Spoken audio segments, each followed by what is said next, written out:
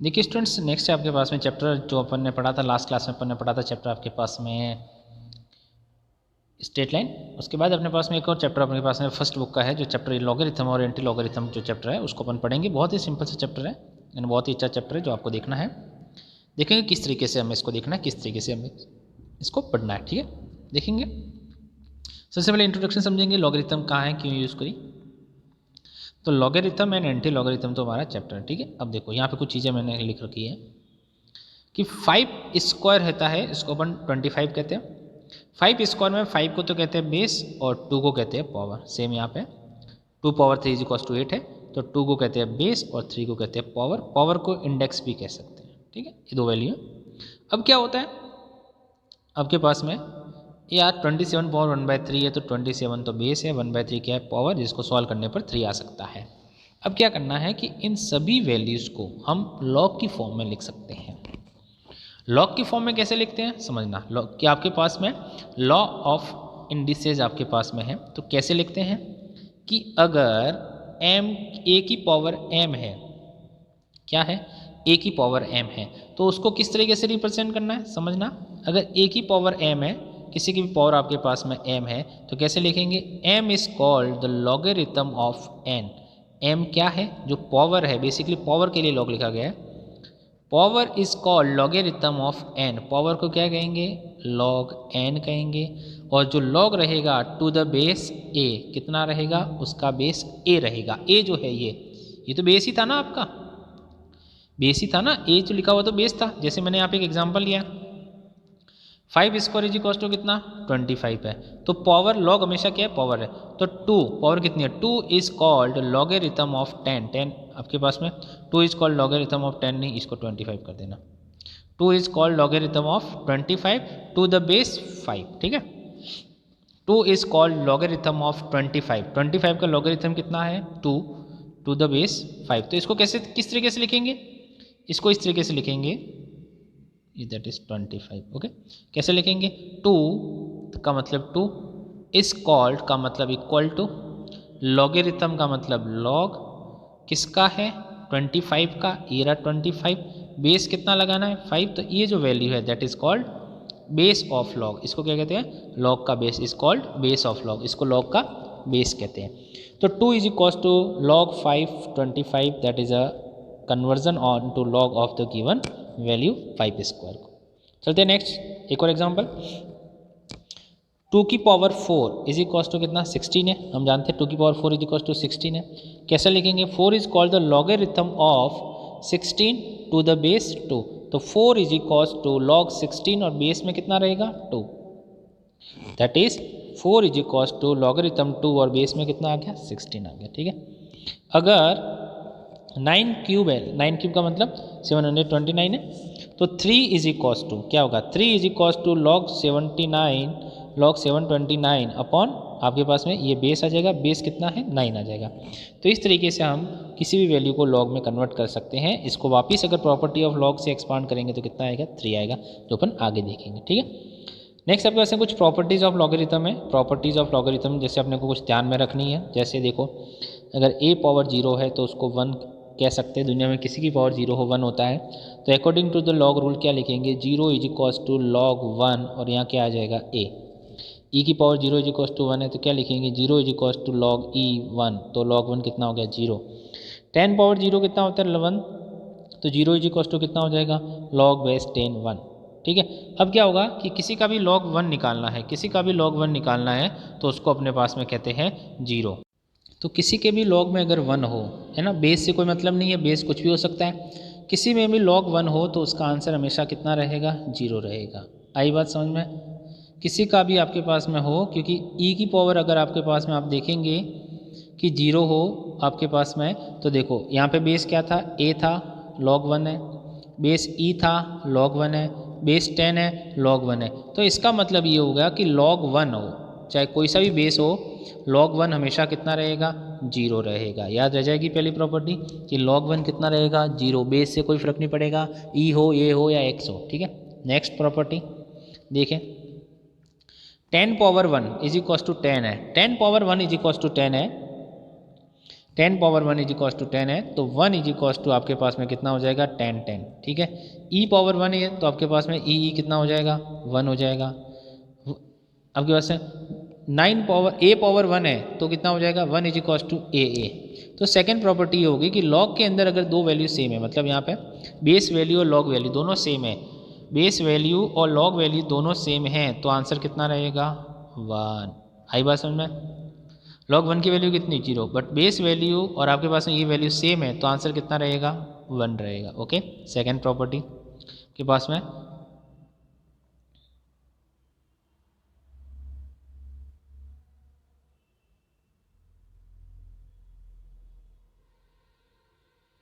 Okay second देखें, the base of, बड़ा important है, the base of logarithm is not allowed to be 0 और 1।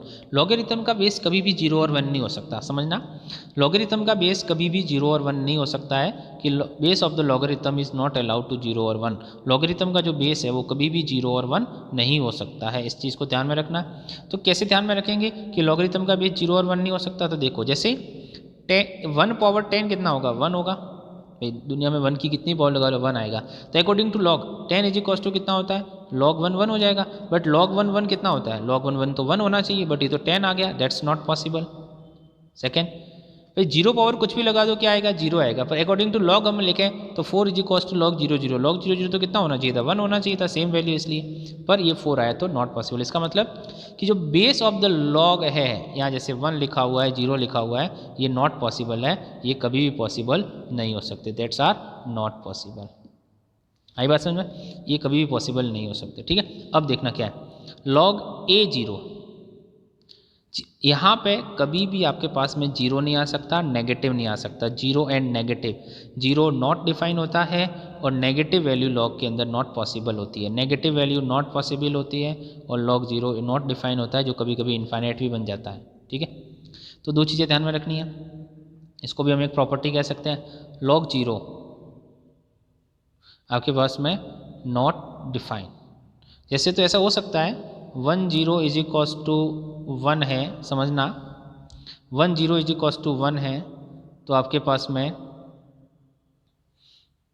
That is 1 0 is equals to 1 है, तो 0 is equals to log 1 और 1 है, पर ये भी नॉट डिफाइंड था, हमने देखा था। फिर 0 कब आएगा log में 0 कब आएगा, जब आंसर 0 होगा।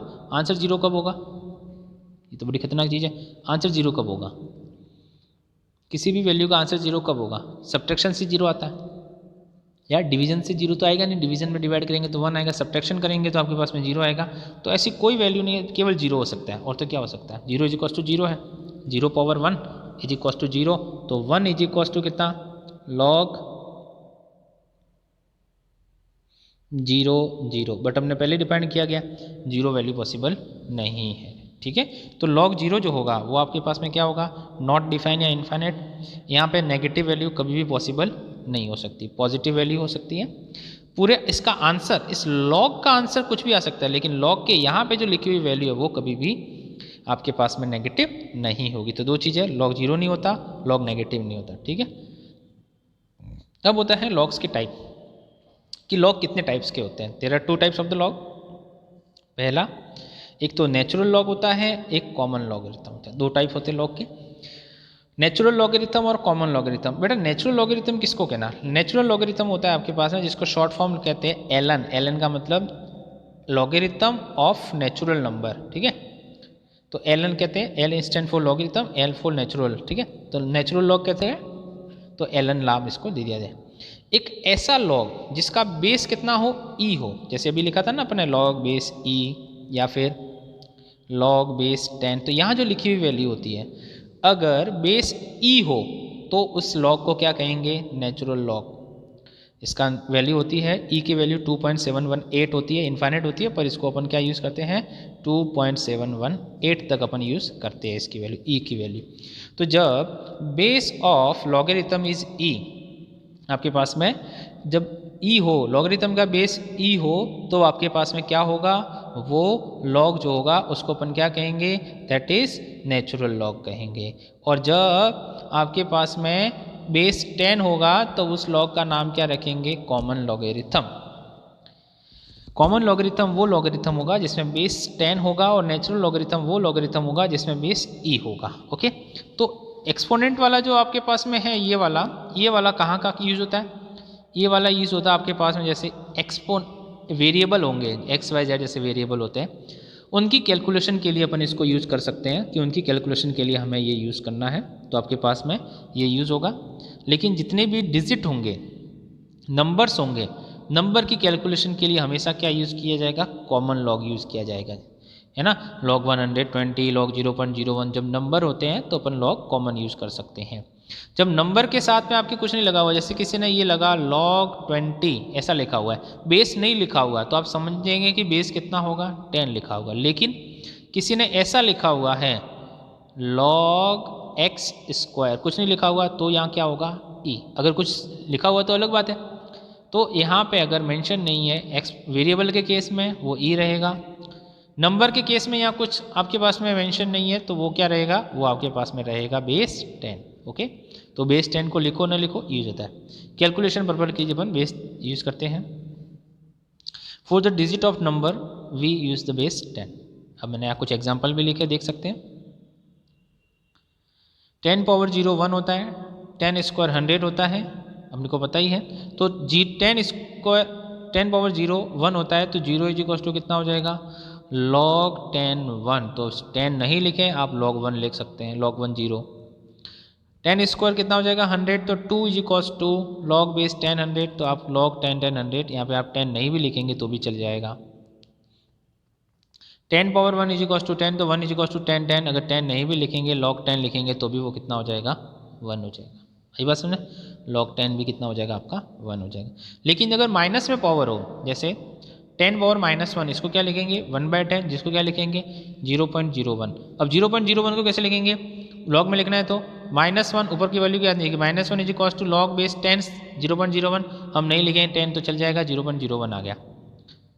-2 इज इक्वल टू आपके पास में log बेस 0.01 लिख सकते हैं, -3 इज इक्वल टू 0.001 लिख सकते हैं। ध्यान रखना, -1 को हम लिख सकते हैं 1 बार, लॉग के अंदर, वो बार नहीं जो हमने छोटी क्लास में पढ़ा था वो अलग है।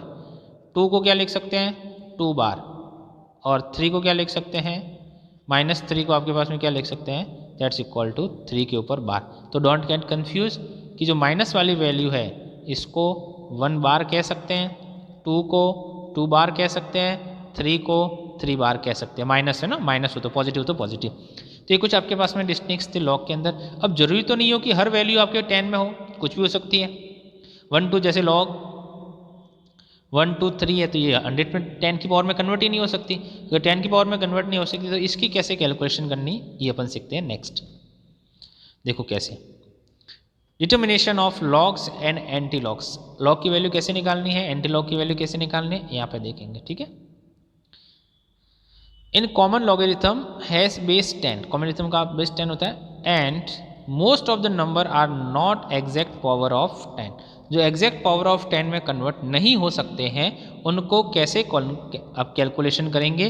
तो logarithm of the such number contain the 2 parts. ऐसे नंबर का लॉगरिथम निकालते हैं जो एग्जैक्ट पावर ऑफ 10 में कन्वर्ट नहीं हो सकते हैं। तो क्या होता है, हर एक लॉग के स्टूडेंट्स 2 पार्ट होते हैं। कौन कौन से 2 पार्ट होते हैं? हर एक लॉग के 2 पार्ट होंगे, चाहे दुनिया में कोई सा भी लॉग है उसके 2 पार्ट होंगे। एक तो होगा इंटीग्रल पार्ट और एक होता है फ्रैक्शनल पार्ट। मतलब एक तो पॉइंट से पहले वाली वैल्यू, जैसे 1.2 लिखा हुआ है तो 1 तो हो जाएगा आपका इंटीग्रल पार्ट और जो 0.2 है वो क्या हो जाएगा? फ्रैक्शनल पार्ट, है ना। तो हर एक लॉग की 2 वैल्यू होगी। चाहे 1.0 लिखा हो कि 1.0 लिखा हुआ है अपना, अगर 1.0 लिखा हुआ है तो 1 तो क्या हो जाएगा? इंटीग्रल पार्ट, फ्रैक्शनल पार्ट कितना हो जाएगा? 0। तो any log can be categorise into 2 parts. First one is the integral part और second one is the fractional part. Integral part से क्या निकालेंगे? कैरेक्टरिस्टिक। क्या निकलेगी? कैरेक्टरिस्टिक। फ्रैक्शन पार्ट से क्या निकालने हैं? मैंटिसा, ये नाम है। इंटीग्रल पार्ट को से क्या निकालेंगे? कैरेक्टरिस्टिक। और फ्रैक्शनल पार्ट से क्या निकालेंगे? मैंटिसा। और मैंटिसा प्लस कैरेक्टरिस्टिक मिलेगा तो क्या निकलेगी? लॉग की वैल्यू। बात आई समझ में? इंटीग्रल पार्ट मतलब जो पॉइंट से पहले होता है दैट्स कॉल्ड इंटीग्रल पार्ट, उससे क्या निकलेगी? कैरेक्टरिस्टिक।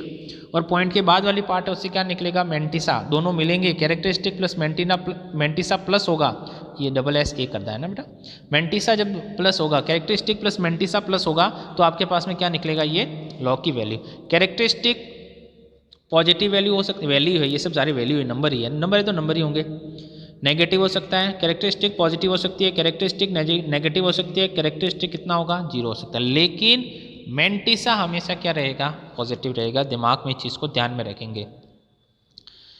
कैरेक्टरिस्टिक पॉजिटिव हो सकती है, कैरेक्टरिस्टिक नेगेटिव हो सकती है, कैरेक्टरिस्टिक 0 हो सकती है, लेकिन मेंटिसा हमेशा क्या रहेगा, मेंटिसा हमेशा पॉजिटिव रहेगा। ओके, चलिए देखते हैं next. Characteristic is calculated the first and mantissa SA mantissa is calculated for the log table. Characteristic तो हम गिवन वैल्यू से डायरेक्टली कैलकुलेट करेंगे, लेकिन जो मेंटिसा है वो कहाँ से कैलकुलेट किया जाएगा, लॉग टेबल। तो लॉग टेबल भी सीखेंगे कि लॉग टेबल से मेंटिसा कैसे कैलकुलेट किया जाता है। पहले अपन सीखेंगे कैरेक्टरिस्टिक की कैरेक्टरिस्टिक कैसे निकालते हैं सबसे। तो देखो, for characteristic how we calculate the characteristic. Okay, characteristic कैसे निकालनी है, when number is greater than 1। Log में क्या होगा, या तो नंबर 1 से ज़्यादा होगा या नंबर 1 से कम होगा, लेकिन हमने कहा कि नेगेटिव तो हो नहीं सकता। इसका मतलब या तो नंबर 1 से बड़ा होगा या नंबर 0 और 1 के बीच में होगा। तो जब नंबर आपके पास में क्या हो, 1 से बड़ा हो, तब कैरेक्टरिस्टिक कैसे कैलकुलेट करनी है, और जब नंबर 1 और 0 के बीच में हो तब कैरेक्टरिस्टिक कैसे कैलकुलेट करनी है। ओके, पहले कैरेक्टरिस्टिक सीखेंगे, उसके बाद मेंटिसा। जैसे मैंने कुछ एग्जाम्पल लिए, आप देख सकते हैं यहाँ पे कुछ एग्जाम्पल लिए मैंने आपके पास में कि 26042, 2604.2, 260.42, 26.042, 2.6042। तो ये सब सारे नंबर क्या है, 1 से ज़्यादा है। ये सब सारे नंबर क्या है, 1 से ज़्यादा ही है, 1 से ज़्यादा ही लग रहे हैं। तो जब 1 से ज़्यादा नंबर हो तो कैरेक्टरिस्टिक कैसे निकालते हैं, तो सबसे पहले आप निकालते हैं उसकी सिग्निफिकेंट डिजिट। सिग्निफिकेंट डिजिट कैसे निकालते हैं, पॉइंट से पहले जितने भी नंबर होते हैं उनको कहते हैं सिग्निफिकेंट डिजिट। तो पॉइंट से पहले कितने, इसके पीछे पॉइंट नहीं है, 0.0 निकालो। सिग्निफिकेंट डिजिट कितनी, 5। सिग्निफिकेंट डिजिट कितनी, 4। सिग्निफिकेंट डिजिट कितनी, 3। सिग्निफिकेंट डिजिट कितनी, 2। सिग्निफिकेंट डिजिट कितनी, 1। ये हो गया आपकी सिग्निफिकेंट डिजिट। अब क्या होता है, रूल होता है, एक रूल होता है। रूल कैसे होता है, मतलब एक इसका रूल्स है। क्या रूल है कि सिग्निफिकेंट डिजिट में से 1 माइनस करना होता है। सिग्निफिकेंट डिजिट के लिए 1 माइनस करना होता है। तो आपके पास है 5 - 1 4, 4 - 3 1, 3 - 1 2, 2 - 1 1 और 1 - 1 0। जब 1 से ज़्यादा होता है तो 1 माइनस करते हैं, और 1 से कम होता है तो 1 प्लस करते हैं। किसके लिए, कैरेक्टरिस्टिक के लिए। तो जो वैल्यू आई है अभी आपकी 4 3 2 1 0, इसी का नाम क्या रखा गया है, कैरेक्टरिस्टिक। ओके, तो पहले सिग्निफिकेंट डिजिट ले लो, उसमें से 1 माइनस कर दो, क्या निकल जाएगा स्टूडेंट्स, आपकी कैरेक्टरिस्टिक। तो वो नंबर जो क्या हो, 1 से ज़्यादा हो, उनके लिए कैरेक्टरिस्टिक निकालनी है, ऐसे निकालेंगे। वो नंबर जो 1 से कम हो, when number is less than to 1, तब कैरेक्टरिस्टिक कैसे निकालेंगे। जैसे मैंने यहाँ पे साफ बहुत सारे नंबर लिखे हुए हैं, कैरेक्टरिस्टिक निकालनी है आपके पास में, कैसे निकालेंगे। जैसे 0.27 आपके पास में 0.2764645, 0.027645, 0.0027645, 0.000027645 है। अब आपको क्या करना है, इसके लिए कैरेक्टरिस्टिक निकालनी है। तो कैसे निकालेंगे, सबसे पहले 0, इसके अंदर पॉइंट से आपके पास में जो डिजिट है, इससे पहले कितने 0 है, कोई 0 नहीं है। इस डिजिट से पहले कितने 0, 1 0। इस डिजिट से पहले, पहली डिजिट से पहले कितने 0, 2 0। पहले डिजिट से पहले कितने 0, 3 0। ये अपने को देखना है कि जो आपकी पॉइंट्स के बाद डिजिट है उससे पहले कितने 0, पॉइंट से पहले कितने 0, मतलब पॉइंट वाली डिजिट, पॉइंट के बाद डिजिट है, जो फ्रैक्शन पार्ट आपके पास में उससे पहले उसके अंदर कितने 0 है। डेसिमल के बाद कितने 0, कोई 0 नहीं है। डेसिमल के बाद कितने 0, 1 0। डेसिमल के बाद कितने 0, 2 0। डेसिमल के बाद कितने 0, 3 0। तो दैट्स कॉल्ड 0 आफ्टर डेसिमल। तो 0 आफ्टर डेसिमल आपने कैलकुलेट कर दिया। अब रूल क्या कहता है, कुछ है ही नहीं था, कुछ है ही नहीं, 0 डेसिमल के बाद में कुछ नहीं है, तो 0 + 1 कर देंगे। ओके, अब आपके पास में ये है 1 है तो इसमें +1 कर देंगे, 2 है तो +1 कर देंगे, 3 है तो +1 कर देंगे। तो 1 रहेगा उसका माइनस, 2 रहेगा उसका माइनस, 3 रहेगा उसका माइनस, 4 रहेगा उसका minus. That's called a characteristic. जब 1 से कम होगा तो कैरेक्टरिस्टिक क्या आएगी, बट नेचुरल सी बात है, 1 से कम है तो कैरेक्टरिस्टिक नेगेटिव आएगी, और 1 से ज़्यादा होगा तो कैरेक्टरिस्टिक क्या आएगी, पॉजिटिव आएगी। कैसे देखना है कि डेसिमल के बाद कितने 0 है, एक भी 0 नहीं है तो -1, एक 0 है तो -2, 2 0 है तो -3 और 3 0 है तो -4। तो इस तरीके से आप कैलकुलेट कर सकते हैं कैरेक्टरिस्टिक ऑफ आपके पास में ऐसे नंबर जो 1 से ज़्यादा हो तो ऐसे, और कैरेक्टरिस्टिक ऑफ वो नंबर जो 1 से कम हो तो ऐसे। ओके स्टूडेंट्स, तो अपन ने सीखी आज कैरेक्टरिस्टिक आपके पास में। नेक्स्ट वीडियो में हम देखेंगे लॉग टेबल, कि लॉग टेबल से कैसे कैलकुलेट करते हैं मैंटिसा को, और कैरेक्टरिस्टिक प्लस मैंटिसा मिलता है तो कैसे कैलकुलेट होती है लॉग की वैल्यू। ओके, वो अपन सीखेंगे नेक्स्ट क्लास के अंदर। ओके, यहाँ तक आपको सीखना है कैरेक्टरिस्टिक।